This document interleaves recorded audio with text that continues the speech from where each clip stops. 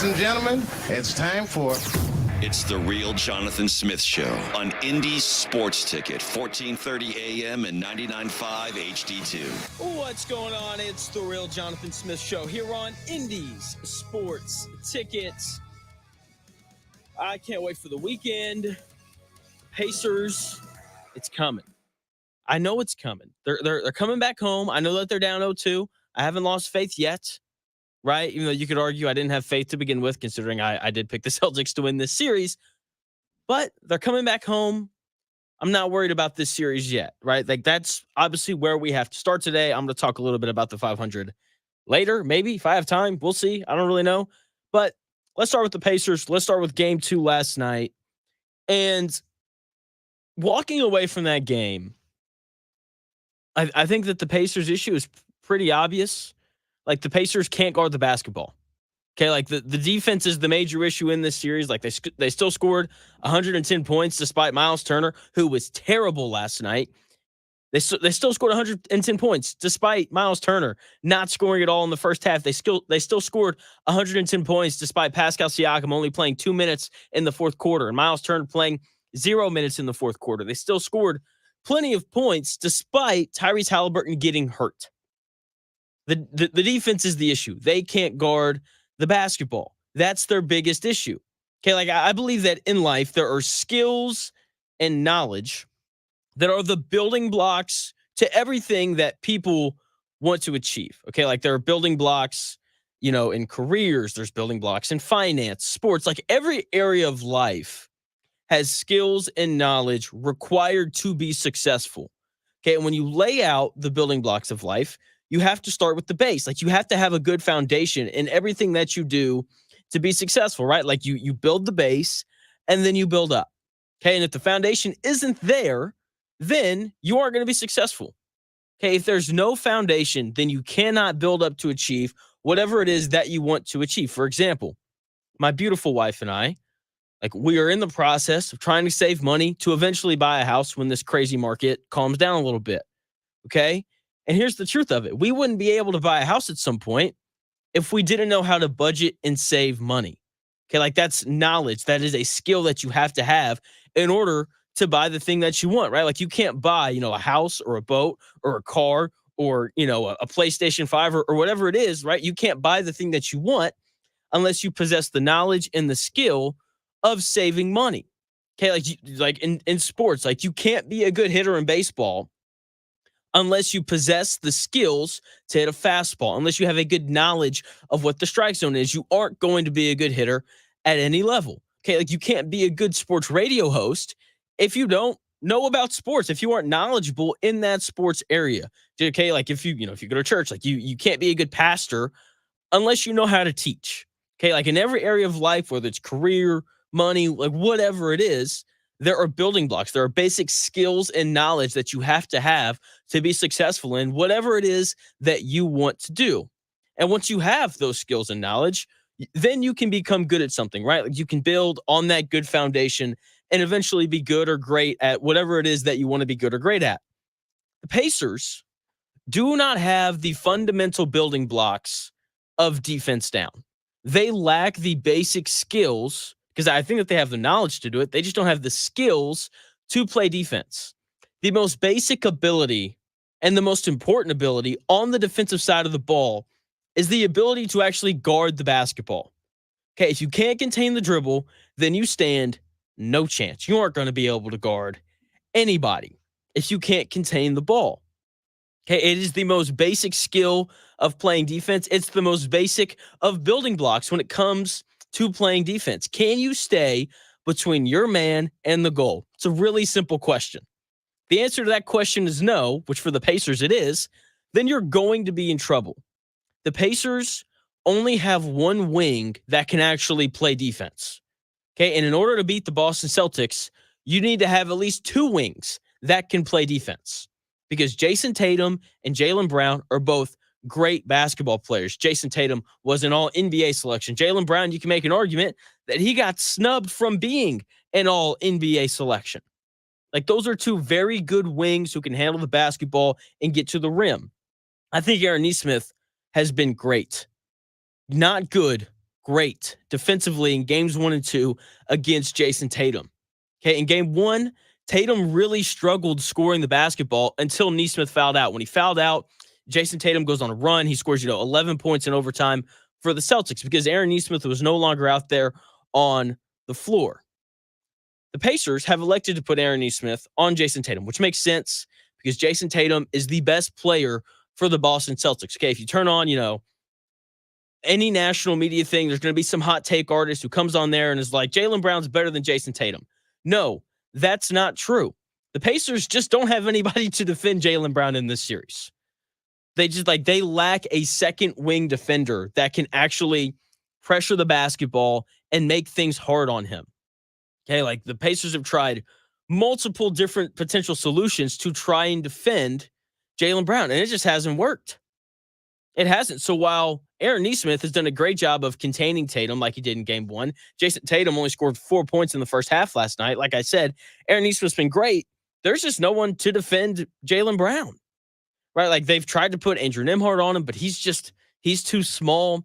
Pascal Siakam, they put him on Jaylen Brown for stretches. He doesn't have the foot speed or the lateral quickness to stay in front of him. Miles Turner, he's gotten switched on to Jaylen Brown a few times, and same thing with him. He doesn't have the foot speed or the lateral quickness to defend Jaylen Brown. Okay, this is the first time in the playoffs that it is clear that the Pacers are really missing Benedict Mathurin. They've done a good job of making up for the things that Mathurin provides throughout these playoffs, but it's hard to make up for a lack of size. And that's the thing that I think that they're really missing right now. They lack the size and the athleticism at the wing spots to defend Jaylen Brown. That is something that Benedict Mathurin could provide because he has the lateral quickness and the length and the size to at least make things difficult on Jaylen Brown. They're really missing that right now. And the Pacers have no chance to win this series unless they can find some way to make things tougher on Jaylen Brown. Okay, Nesmith has done a great job on Jason Tatum, and I think he's going to continue to do so. He's clearly made Jason Tatum uncomfortable through these first 2 games. But if the Pacers can't figure out some way to make life tougher on Jaylen Brown as well, then he's going to continue to have a big series. And the Pacers won't be advancing to the NBA Finals for the first time since 2000. That is the biggest takeaway from these first 2 games. Jaylen Brown scored more than 35 in game 1, scored 40 points last night. The Pacers just don't have an answer for him. They don't. Now, they could have an answer for him. And I think that is kind of the frustrating part. I wouldn't call it frustrating. There could have been an option for this, not named Benedict Mathurin, who's obviously out with the labrum tear for the rest of the year. The potential solution could have been Jarris Walker. This is why they drafted him. Okay, and he's sitting over there, and he is the exact player that the Pacers need right now. The issue is he's barely played this year. He's barely played, and he just isn't ready. I'm not going to sit here and rip Rick Carlisle for not playing, a 20-year-old rookie that barely played in the regular season in the playoffs. I'm not going to do it. But Jarris Walker is everything that this team needs right now. He's 6'8" with a 7'3" wingspan. This is who they need to put on Tatum or Brown because he's very athletic as well. He projects as a good defender in this league. The issue is Rick Carlisle won't play him, which is fine because Jarris Walker just isn't good enough on the offensive end. He's not a great shooter, and if you want to play on this Pacers team, if you want to get minutes, you better be able to shoot the basketball.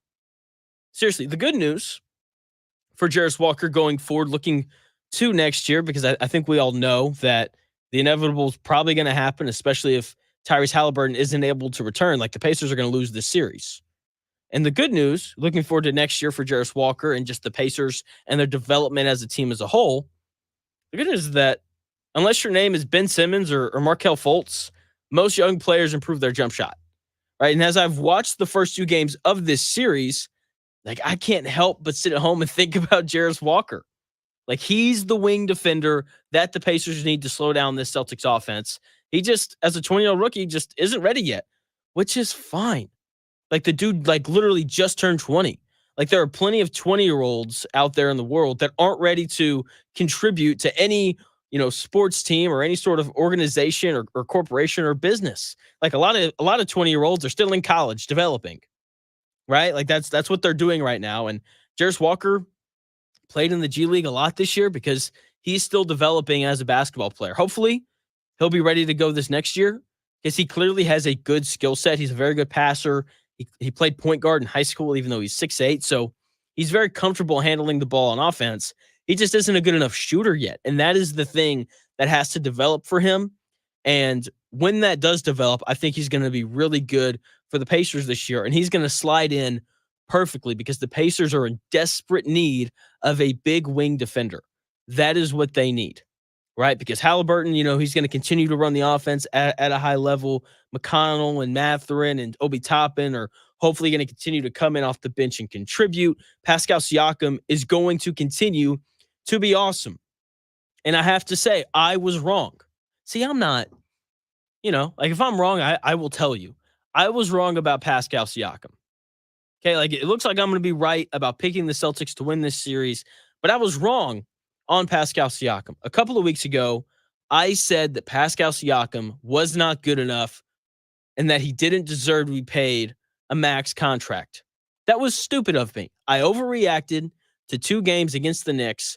I ignored how good Siakam was against the Bucks in the first round, and I said something dumb. I was wrong.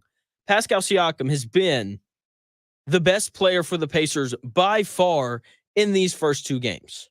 Okay, I don't want to be too hard on Haliburton since he got hurt last night, but when he was on the floor, he wasn't exactly impactful on the offensive end, and on the defensive end, like he's a cone. He's a terrible defender. Okay, either way, Siakam so far has been the guy for the Pacers in this series. He has been the best player, and I thought that through the end of the second quarter and into the third quarter last night, we saw Siakam play awesome. I thought that those minutes fully encapsulated how good of a player Pascal Siakam has been, how good he's going to continue to be, and what we can expect from him going forward. Right? Like at the end of the second quarter, the Pacers were reeling, right? Like Boston comes out, they go on this crazy run, and it was just not good. The Celtics were hitting a bunch of threes, they were generating open looks, they were playing great defense, right? That's why they went on this big 17-0 run in the first 5 minutes of the second quarter. They pushed the lead all the way up to 15. And then Siakam inserts himself, and he becomes ultra aggressive. In the final 5 minutes of the second quarter, Siakam went 6 of 6 from the field, and he scored 12 points. Because of his offensive ability, he kept the Pacers in the game last night. Like heading into halftime, I remember sitting there, I'm like, how is this Pacers team only down by 6? Pascal Siakam, that was the answer. Right? Like they had a 5-minute stretch in the second quarter where they didn't score. And Siakam single-handedly kept the Pacers in the game to close the second quarter. He was great in that second quarter. Third quarter, he scored from all 3 areas of the floor. He had a couple threes. He had some mid-range jumpers. He posted up and scored. He finished around the rim. The Pacers were once again reeling, and he continued to score to help them hang around.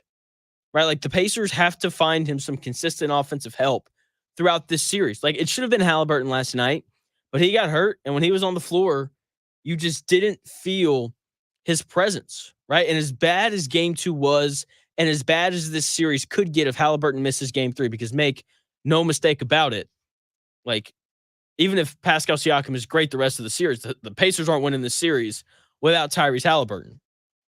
Okay, there is a bright side in all this, and it's seeing Siakam emerge as someone who can be the second best player for the Pacers. Okay, once again, like I was wrong. Okay, I questioned whether or not Siakam could be that guy. He clearly can be.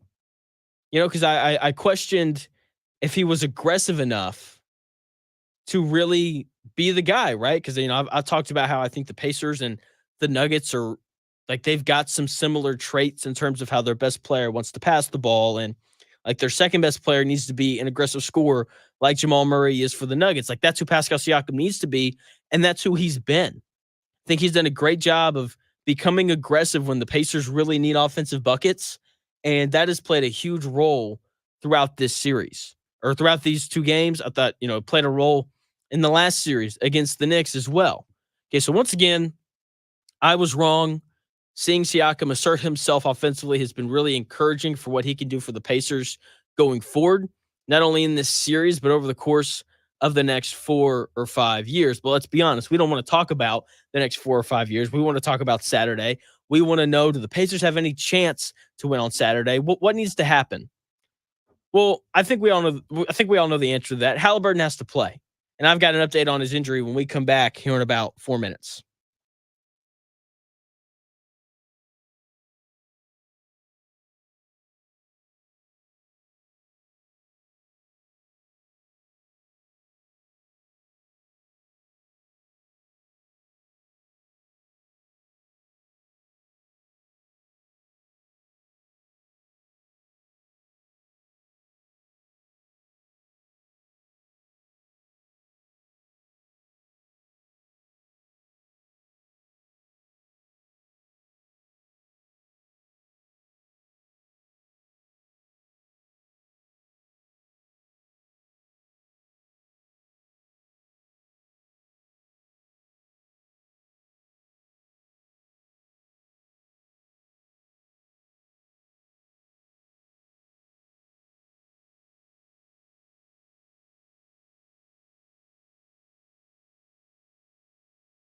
What's keeping you from learning the language you've always wanted to speak? Too hard. Takes too long. Not with Babbel. Babbel's interactive lessons, podcasts, games, and more make learning fun. Fun isn't hard. Right. And in 10 minutes a day, Babbel's bite-sized lessons are designed to get you having real conversations in as little as 3 weeks. That's not long. It's not hard. It's perfect. It starts here. Go to Babbel.com to try for free. That's BABBEL.com. Babbel.com.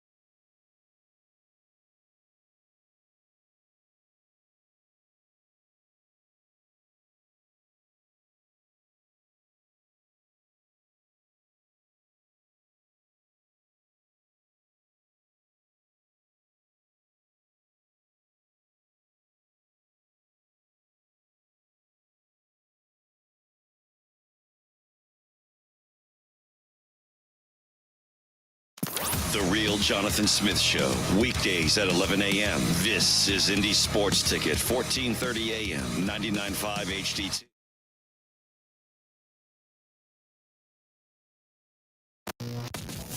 The best takes, stories, and entertainment. It's The Real Jonathan Smith Show on Indy Sports Ticket, 1430 a.m. and 99.5 HD2. What's going on? It's the Real Jonathan Smith Show here on Indy's Sports Ticket. That's not supposed to play right now. Oh, good. Your Indiana Pacers. They just really struggled there. Why is that still playing? Anyway, Pacers down. They're down 2-0. The rest of the series is highly, highly dependent on whether or not Haliburton is going to be able to come back and play, right? Like, that is the biggest thing going forward, okay? It's not, is Miles Turner going to play well, right? Because he sucked last night. You know, it's not, is Pascal Siakam going to continue to be great, right? Like those questions don't matter if Tyrese Haliburton is not healthy. And that is the main concern. That is what everybody is and should be talking about, right? Because he's the best player on this team. Like, I think that it's obvious because when he doesn't play well, the Pacers don't win. Okay, and if you haven't heard, he got hurt last night. He hurt his left hamstring, which is the same one that he hurt earlier on in the season. And look, he's just got to be better. Like, he has to play. Okay, and when he does play, he's got to be better than what he has been, right? So it's going to be interesting because if he can't play, like, the Pacers are done. They are done for. Okay, like if Haliburton can't play, they will get swept. It's that simple. Okay, like I don't want to spend large amounts of time on this because I think it's a pretty obvious conclusion. If Haliburton doesn't play tomorrow, Pacers aren't winning. They aren't. Okay, the Pacers have to have him to have any chance at winning any game in this series, right? And I just, I waxed poetic about Siakam and how great he's been, since Game 3 of the Knicks series not that long ago. But like, it doesn't matter how great he is. Like, he alone isn't going to be enough to beat this really good Celtics team. Okay, the only positive about being out is that they're going to be much better defensively because of it. Haliburton's the worst defender in the NBA, not named Trae Young. Okay, I described him as a cone earlier. All right, like there's a reason why the Celtics have consistently attacked him defensively throughout this series. Like the Pacers are basically trying to play defense 4-on-5 whenever Haliburton is on the floor. That is how bad he is defensively. And he has to get better. I've talked about this a little bit, throughout these playoffs. I think that like Haliburton is going to walk away from these playoffs and he's going to sit down in that, end of the year meeting with Carlisle and Kevin Pritchard and those guys. And they're going to look at him and be like, hey man, if you want to win a title, you're going to have to figure out how to be at least competent on defense, right? Like I've seen Luka Doncic turn from an awful defender into a pretty competent one. Okay, like he's been really good defensively for the Mavs. And if he can become a good defender, then Haliburton should be more than capable of becoming at least competent. Okay? So he's got to be better. And more importantly, he has to play going forward. He does. So I think one of the really important things to remember here about the Pacers and this playoff run, I think it's really important to remember that the Pacers aren't supposed to win this series. Like there's a reason why they were plus 600 favorites in Vegas to win the series before it started. Okay, I think it's important to remember that the Pacers were down 2-0 to the Knicks and they won the series. And I also think it's important to remember that the Pacers aren't supposed to be in the Eastern Conference Finals. Okay, like coming out of game 2, two most important things to remember. One, the Pacers were down 2-0 to the Knicks and they won the series. The Celtics did what they were supposed to do, just like the Knicks did what they were supposed to do in the first 2 games of that series. The team with the best record in the NBA, the Boston Celtics, team that won 64 basketball games this year, won 2 home games. That's what's supposed to happen. Okay, like if Haliburton's healthy, then I think the Pacers respond well because they've been resilient and they've responded well all year long. If Haliburton's healthy, then the Pacers win games 3 and 4. Okay? From there, it becomes a best-of-3 series. Maybe you get another outlier Pacers performance on the road where they shoot, 60-something% from the field, and they win. They just did that in a Game 7 at Madison Square Garden. If you can do that in Madison Square Garden, then you can do it anywhere.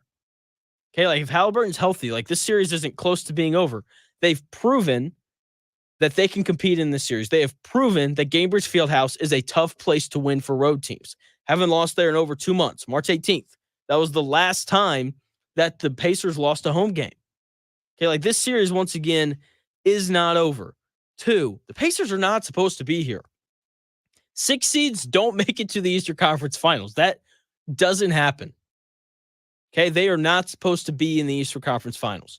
Coming into the season, the Pacers over-under win total line on FanDuel was 34.5. Okay? The Pacers were supposed to be a very bad basketball team because very bad basketball teams only win 34 or 35 games. Okay? Vegas, which is filled with smart people that are often right, thought that the Pacers would be drafting in the lottery. Okay, Las Vegas thought that I would be spending, the past couple weeks talking about the draft lottery. And praise the Lord, I didn't have to do that because that sounds terrible. this Pacers team has overachieved in a huge way this season. Okay, they have gone on this playoff run without one of their best young players in Benedict Mathurin. They've grown a lot throughout these playoffs as well. They've shown that they're going to be one of the better teams in the Eastern Conference next year, and that the expectations for next year should be high. Okay, like this, Eastern Conference finals run wasn't supposed to happen yet. Haliburton hadn't shown up until this year that he was capable of performing like a star in the playoffs. He has shown that he's capable of doing that. Now, he obviously has to be more consistent, and he can't have duds like he did last night. He can't have duds like he did again in game 1 against the Knicks and in game 1 against the Bucks. Like, he has to be more consistent, but he's 24 years old. I'm going to give him a pass, a bit of a pass, maybe not a full pass, right? Because even Anthony Edwards, who people won't stop fawning over, has had multiple down performances in the playoffs. Four out of Anthony Edwards' last 6 games, he hasn't scored 20 points. Okay? Like, this is the first playoff run for Haliburton and these young Pacers. They're going to be volatile. They're going to be up and down. Like, that's what the expectation should be for this year. Now, next year, expectations will be and should be a lot higher. I think it's going to be a little bit harder on them. I think it's going to be a lot harder on them next year, actually, because people know that the Pacers are good, right? Like, the reality of this playoff run, though, was that it wasn't supposed to happen this year. Okay, like the Eastern Conference Finals playoff run for the Pacers, for this really young team, wasn't supposed to happen until, next year, or maybe not even until 2 years away. I think that's part of why they drafted Jarris Walker where they did. I didn't think that they expected for this Pacers team to be this good this quickly. Okay, I thought that they were expecting for Jarris Walker to kind of come into his zone and be ready to play when the Pacers were at the point where they thought that they could make an Eastern Conference Finals run. Okay, like they've hit this point earlier than what they thought, and I think that's a good thing. Okay, like this team is ahead of schedule, and I've really enjoyed watching them play without heavy expectations for them to win. Because let's be honest, they aren't supposed to be here. If they get swept, is that going to suck? Yeah, because it's not fun watching your favorite team get swept. But that's what should happen. There's a reason why the Celtics were 10-point favorites in game 1 and game 2. There's a reason why the Celtics are 6.5-point favorites, or at least that's what the line opened at. I don't know what it looks like right now, but there's a reason why the Celtics are 6.5-point favorites on the road. Okay, Pacers aren't supposed to win this series. It's not supposed to happen. And I've enjoyed watching them play this year. They play a good, fun style of basketball. Haliburton looks like he's going to be a star. 3rd team All-NBA selection. Congrats to him. Siakam looks like he's going to be that second piece for the Pacers to continue to build around. Andrew Nembhard has emerged as a really good player. TJ McConnell has emerged as a guy who needs to stay in Indianapolis and continue to enhance that bench. Obi Toppin has played well. There are a lot of good signs from this Pacers team that we weren't supposed to see for another 2 or 3 years. And the fact that they've peaked earlier than what we thought, I think that's a good thing. The window has widened. The potential NBA Finals window, really starts next year now because of what we've seen from this team. So, yes, the Pacers, decent chance that they get swept, especially if Haliburton doesn't come back. But I don't think that, does that, once again, that sucks. But at the same time, they aren't supposed to be here. They aren't supposed to be here. And we've learned a lot about this team. I think Kevin Pritchard's going to be able to go back because he's clearly proven that we should trust him. I know that people are probably questioning the Jarris Walker pick, and they're asking the question of, why can't this guy that we selected 8th overall play in the playoffs? Why did he barely play this year? I'm sure people are questioning Pritchard because of that. But look, this dude's done a really good job as the Pacers GM. He has. And he's got my full trust. I think that he's earned that from us. And until, he does something not good, I think we should continue to trust him and the direction that he has this team going in, because the Pacers are moving in a positive direction. Okay. And look, they peaked early. They've run into a really good Boston Celtics team that, that is probably the best team left. No, they're not the best team left. The Dallas Mavericks are the best team left, but the Celtics have been head and shoulders above the rest of the Eastern Conference the entire season. Like they have been. They've just kind of moseyed their way through it with very little resistance. Like they are going to be fine going forward. And I can't wait until next year. I'm out here, even though the series isn't over yet. But I think that as we all know, I think as we all know, if the sorry, excuse me, if Haliburton doesn't play, then it's basically over. But yeah, so those are my thoughts on the Pacers. I was instructed by my or I wouldn't say I was instructed by. Let me back up here. My boss suggested for me to talk about the Indy 500. And not the easiest thing for me to talk about as someone who doesn't really care about racing. And so I had to ask the question, like, what is the appeal of the Indy 500? I don't understand it. I talked about this a little bit yesterday on Dan's show. But like, what's the appeal of standing out in the heat, drinking beer, and listening to loud cars roar by? Can somebody explain this to me? Seriously, like, isn't the point of going to any sort of sporting event, like, isn't the point of it like going to the event? Maybe I'm wrong. Maybe I'm just weird.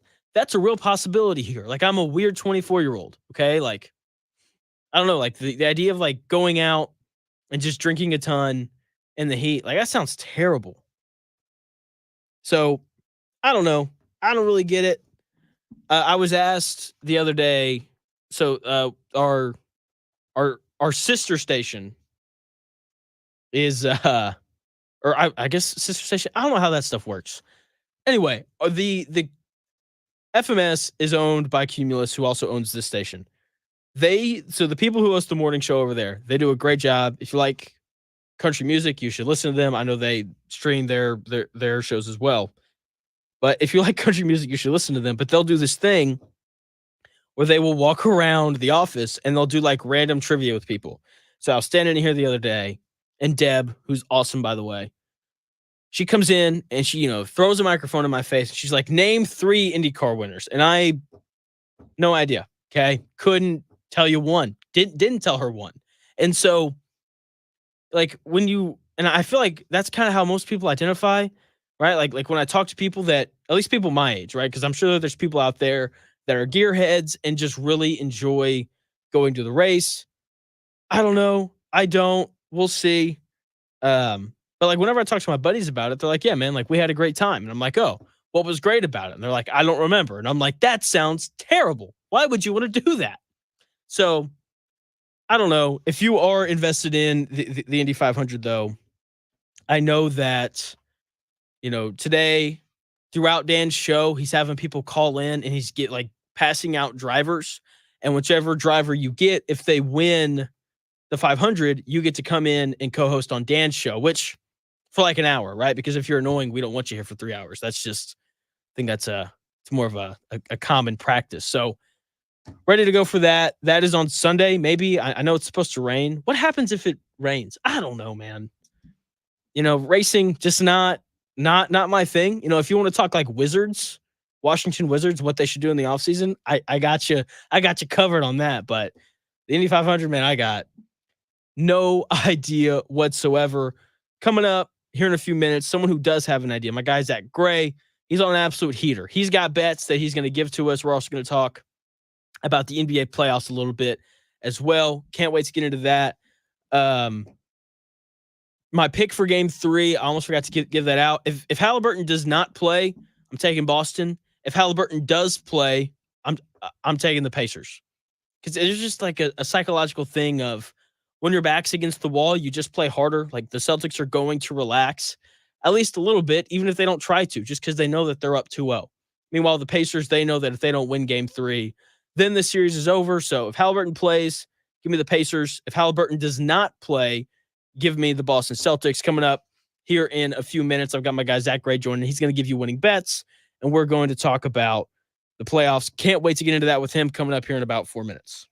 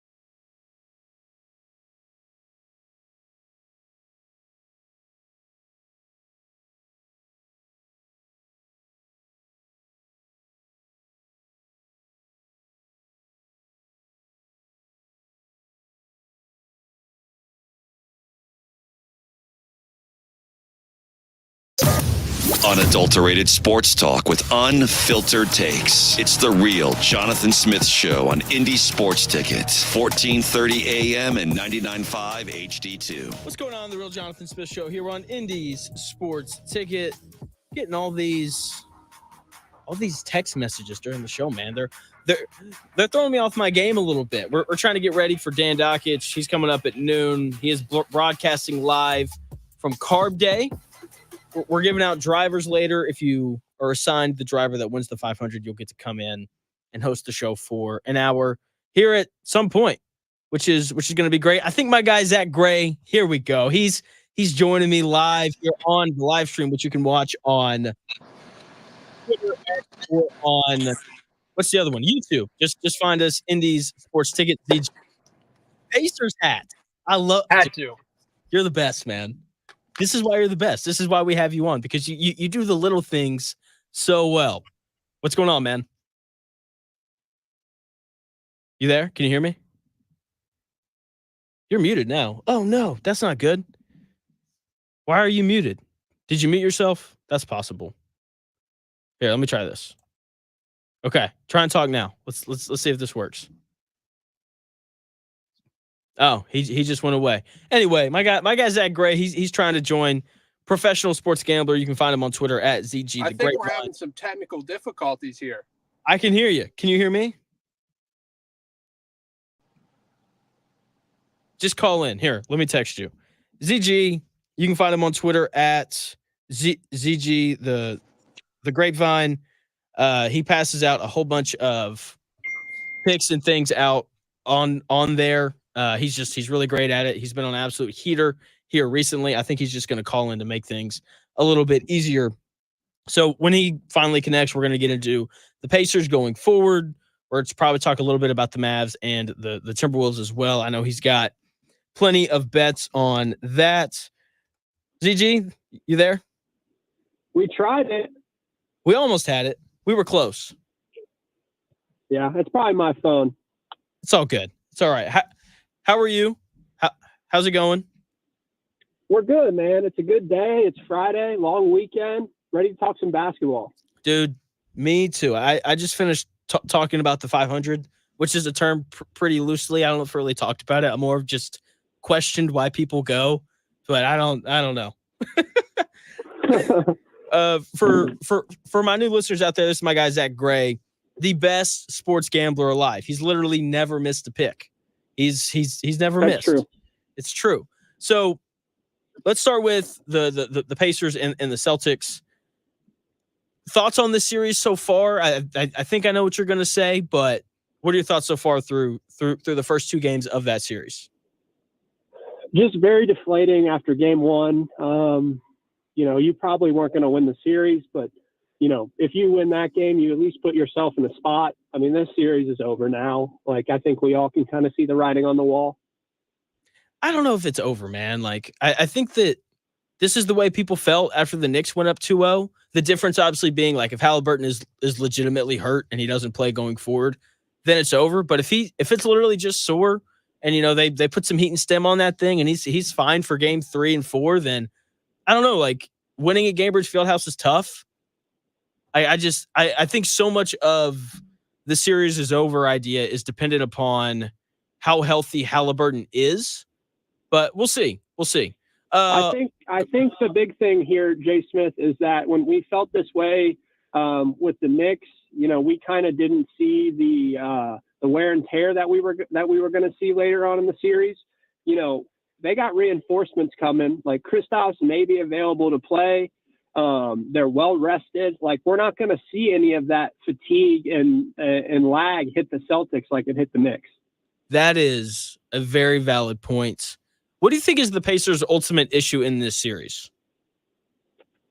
I just don't think they're ready for it. I think they're a team that hasn't really, been in this spot before, and the Celtics have been in this spot for years. So, it's going to take a lot for a team to beat the Celtics, like a veteran-led Spoelstra, last year, like a Warriors and, a couple years ago in the finals. Like, this Celtics team is no joke. And when they're playing someone that hasn't been there before, they seem to kind of dominate them very quickly. They do. And I think from just like a play scenario, I think the Pacers are one wing defender away from being able to actually compete in this series. You know, like I was watching First Take this morning. I don't know why. I guess I just like to make myself feel really smart before I go on the air. So I watch First Take. And they were like, someone came on and they're like, Jalen Brunson's the best player for the Celtics. And I just don't think that's true. I think Aaron Nesmith's just done a good job on Tatum, and the Pacers don't have anyone left. Like, they don't have any wings left that can actually play defense. Yeah, this is also not a complete Celtics team, and this is what's happening. 2-0 series lead with an incomplete team. So, like, I know I love the Pacers, but I just don't know. That game one was very deflating. I have been sulking all the last couple of days because of it, even though I'm repping the hat. I don't know. You probably saw that for a second. I did. So, okay, let's go hypothetical here. If Haliburton comes back and he's healthy and the Pacers win game 3 and game 4, do you feel any different? Yes. I just don't think that's going to happen. But yes, obviously, I would say throw this tape away if that happened. I would say burn this. This show never happened, but I don't think that's reality. I don't know, man. Like, the Pacers are really good at home. And like, young teams play better at home. I don't know, man. Like, I haven't seen them lose at home since March 18th. Like, right? Like, we're going back 2 months. So the idea of them losing in Gamebridge, especially if Haliburton's healthy, like, I don't like that. Feels a little far fetched for me, especially since, like, when you're down 2-0, and once again, I'm joined by my guy, Zack Gray. Find him on Twitter at ZG the Grapevine. He's passing out nothing but winning bets. Like, when you're down 2-0, you just subconsciously play harder. And when you're up 2-0, you just subconsciously don't. So if Haliburton's back, I like the Pacers to win game 3. And then who knows what happens in game 4. Yeah, I think that the Pacers definitely get one of these 2 games for sure. I can see this ending in 5 or 6, but I don't think there's going to be any legitimate threat that the Pacers win the series. I don't think they'll even the series up. But yeah, I'm very negative today, Jay Smith. So I'm sorry about that. Well, I'm going to try and flip that. I'm going to see if I can get you excited for me. So I don't know if you know this or not, but I'm holding a Dallas Mavericks to win the NBA Finals ticket at plus 2,400. And I feel really good about it. I know we've only seen one game in that series. Game 2 is, of course, going to be played tonight at 8:30. I'm locked into that one. Can't wait for it. What are your thoughts on that series, and what do you think are my chances of me cashing in on this Dallas Mavericks plus 2,400 to win the NBA Finals ticket? Yeah, I think this series goes 7. I had the Mavs in game 1. We cashed that. Tonight, I'm actually going with the Wolves with the points, minus 5.5. I think they come back strong at home. I think this one's going 7, Jay Smith. But, if you get past this one, if you get past this series, I would be feeling pretty good. Yeah, look, I was texting our mutual friend. I have not introduced the audience to this guy yet, but I was talking with T-Lang yesterday. And I was just like, dude, I'm taking the Mavs because they have the best player left. And you can make an argument that Kyrie's the best 2 left. It's probably Jaylen Brown, but I think you could argue for Kyrie just because he's been awesome. Everybody's on the Wolves tonight. And I don't know, man. Like, the Mavs didn't play well in game 1. I think that's why I feel so good about it, right? Like, Kyrie only scored 6 points in the second half. Luka didn't play very well in the first half. The Mavericks only shot 24% from 3. The Timberwolves outscored the Mavs by 36 from behind the 3-point line, and they still lost. Like, if we did a percentage thing, what are the chances that the Mavs cover tonight, and what are the chances that they win tonight? So first off, I think this is kind of like a parallel to the Celtics Pacers series. Like, everybody was like, oh, the Pacers shot themselves in the foot. They didn't even play well. They should, and I think, even though the Mavs won, that's kind of what you're doing. And I think that we see, the Wolves kind of straighten up. Ants had 2 bad games. I think the chances of Dallas covering are, probably 50-50, and I don't think they win tonight. Okay. Fair enough. Okay. You brought up Ant, and you said that Anthony Edwards. I got ripped the other day because I kept calling Anthony Edwards Ant, and I kept calling Carl Anthony Towns Cat. So I'm trying to be better on that front. Anthony What's Edwards. wrong with that? I just, like some people who don't watch the Wolves, like they don't know who Ant is, and so like I need to say the name, all that kind of stuff. It's important.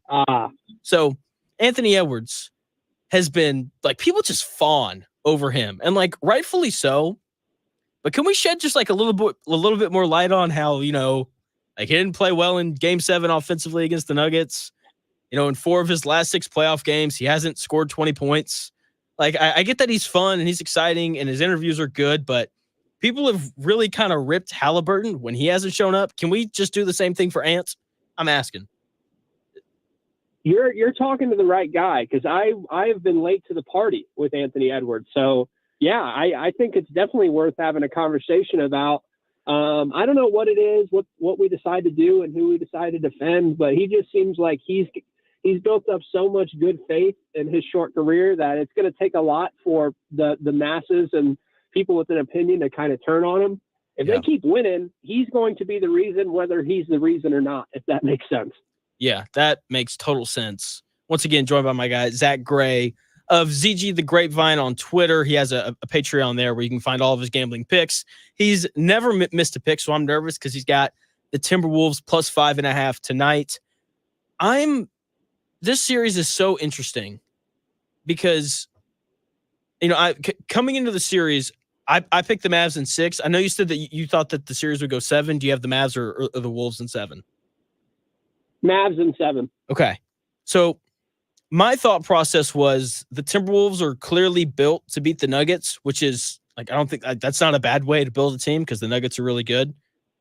But like they are not built to beat Dallas. Like the Mavs kind of tore up the drop coverage stuff. I don't want to get overly X's and O's here, but the way that the Timberwolves play defense is very beneficial for Kyrie and Luka. And that is ultimately why I picked the Mavs to win the series. Was that kind of your thought process? I also think that there's like teams that have been there before when you get this late in the playoffs also tend to win. That's why I picked Boston. It's another reason why I picked Dallas. They played in, the Western Conference Finals 2 years ago. So why did you pick the Mavs? I just trust Luka and Kyrie when the chips are down. I trust Ant too for the most part, but I don't, we were texting the other day. I was texting a couple buddies. I just can't get behind Karl Anthony Towns consistently. I just don't think there's enough there when the chips are down to overthrow a Kyrie and a Luka. Like we've seen them time and time again. We saw it in Game 1, close game, and then Luka gets whatever shot he wants. Kyrie gets whatever shot he wants. Ant can do that, but there's 2 of them on the other side. So that was kind of my thought process. I think it's going to be close the whole way through. And then we see the 2 best players in the series on the same team kind of get it done. Yeah, that's kind of been the story for the Mavericks throughout the season, right? Like they close games better than anyone because they have arguably the 2 best closers in the playoffs. And Kyrie Irving, who carried LeBron to that title way back in 2016, because he closed those games so well. We've seen him do it throughout the regular season. We know he's capable. And, we saw Luka, 15 points in the fourth quarter in Game 1. And defensively, he's so much better. You said what? I said Luka got whatever he wanted in the fourth quarter. And I want to touch on that defended lob that would have put Minnesota up 2, but Luka skied up and knocked it away. I tweeted about it. You said we'd talk about it, so I had to throw it in. Oh, yeah, of course. Here's to still make this about the Pacers because I am an Indy. I think seeing Luka Doncic develop into a very good, like not average, but a very good defender should give Pacers fans confidence that Tyrese Haliburton can turn into at least a decent defender. What do you think about that? Yeah, I think Tyrese Haliburton has a little more physical. He's his body type, the way he moves around, kind of is. I think it's more apt to defending than it is Luka. Luka's just kind of like built to score. I don't think he really has the body of a defender, other than his physicality. But I think, Haliburton's long arms, things like that, he should be able to develop into a solid defender. But then again, you can have the best frame in the world. Defense is all mindset. So you just got to make sure he's in that mode. Yeah, that's the thing. Like I called Haliburton a cone earlier because that's what he's been on defense in the first 2 games against Boston. He can't defend anybody, man. But so we've only got like a minute left here. So you've got the Wolves winning tonight, Mavs in 7 for that series. What do you have for the Pacers and Celtics series? Do the Pacers win game 3 tomorrow? Do the Celtics win in 5? Give me that here really quickly before we go. Pacers lose game 3, win game 4, lose game 5, Celtics in 5. Okay. There you go. Like, just write it down. It's bound to happen because it was spoken by Zack Gray. Follow him on Twitter at ZG the Grapevine. Dude, I love having you on. Okay. I need your work life to slow down so that we can keep doing this on Fridays, and hopefully we can get the live stream going this next week. You and me both, bro. Thank you again, though. Dude, always. That's my guy, Zack Gray. Follow him on Twitter at ZG the Grapevine. He posts nothing but winning picks over there. Just really smart when it comes to the gambling stuff. Between him and Sackman, when you listen to 1430, you're gonna make money. It's gonna happen. Thank you for tuning in. No show Monday, Memorial Day. I'm gonna hang out with my wife. I can't wait. She's finally done with school. She's a teacher, and she just deserves a full day of Jonathan after dealing with those 6th graders all year, So gonna hang out with her. Dan does not have a show on Monday either. I think he's going to play golf. So there you go. So I'll be back on Tuesday. New start time, 10 a.m. I'll be on from 10 a.m. to noon starting on Tuesday. Can't wait for that 2-hour-long live stream. All that's going to happen. Thank you again for tuning in. This has been The Real Jonathan Smith Show. I'll talk to you on Tuesday at 10 a.m. Cannot wait for it. Have a good weekend. If you're going to the race, don't do anything stupid. Thanks. I'll talk to you guys on Tuesday. We're going abroad for the first time in years. To Spain. So we started using Babbel. And started learning Spanish fast. With Babbel, you can start having conversations in another language in just 3 weeks. ¿Cómo te llamas? ¿Cómo te